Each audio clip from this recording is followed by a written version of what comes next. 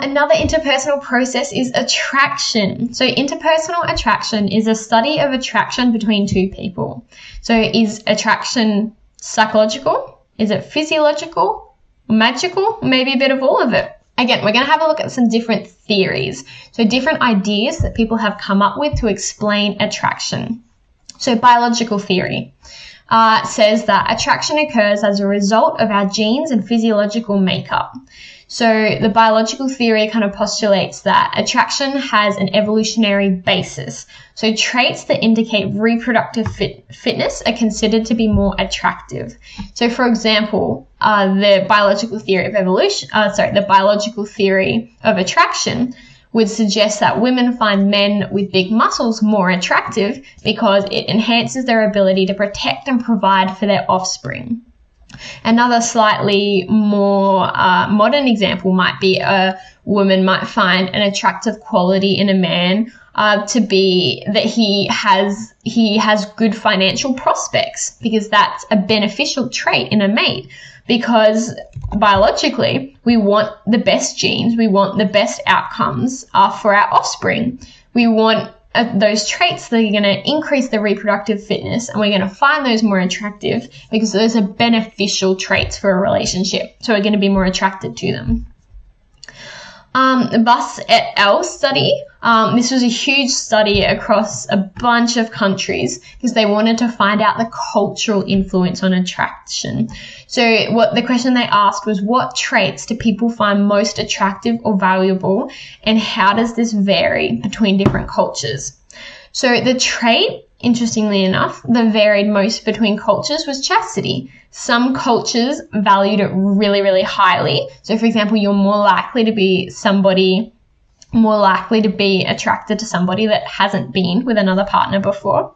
But some countries didn't value it at all. And you can kind of see that play out in different countries about how, yes, some countries do have those very strong traditional values of believing it is highly important to wait until marriage, that promiscuity is very inappropriate behavior, where some countries believe it's like okay to sleep with a lot of different people. So that was very interesting that like how much someone valued chastity in a potential partner was very much like influenced by culture. So it varied between cultures. Some cultures value it, some do not. Another interesting finding was that women rated good financial prospects as much higher than men did. It was interesting. Women were attracted to a man who was going to be able to provide for them. Mutual attraction / love was most valued overall, which highlights the fact that mutuality or reciprocity is important to us. We are more likely to be attracted to someone if they're also attracted to us. And another finding they found was that culture by far had the greatest effect on preferences, particularly for traditional values.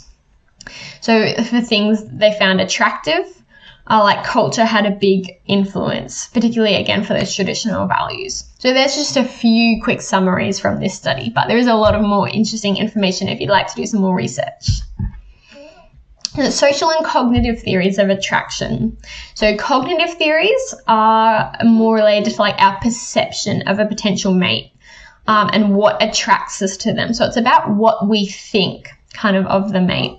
The social theory is more around the idea of being around someone leads to attraction over time. So social theory says attraction is all about exposure to a person. The more we're around them, the more we like them. And that's led some people to say, well, is love just a learned tolerance just because we're being exposed to them a lot, just because we're around them a lot? I disagree, but some would agree with the social theory. So social and cognitive theories. The first one is proximity. We're more likely to be attracted to people in close proximity to us. And that makes sense for a number of reasons, because we're going to see them more, they're closer, it makes more sense. And another interesting thing to consider is, well, how does technology influence this? Reciprocity, you'll find someone more attractive if they give back what they receive, which is what we mentioned before. So again, no one wants a one-sided relationship. And then the last one is similarity. So we're more likely to be attracted to similar people. So for example, shared attitudes and perspectives. And some people have speculated that this is because it's more likely that our family will approve of them. We have similar social norms, similar social networks, and that it just makes more sense to be with someone that's like similar to you. You're more likely to value those traits, I guess. Again, strengths, weaknesses, thoughts. Maybe you agree with one theory more than another. Maybe you agree with none of them whatsoever, and that's all okay. But again, it's important to think critically about these things and come to like an understanding of your own personal viewpoint.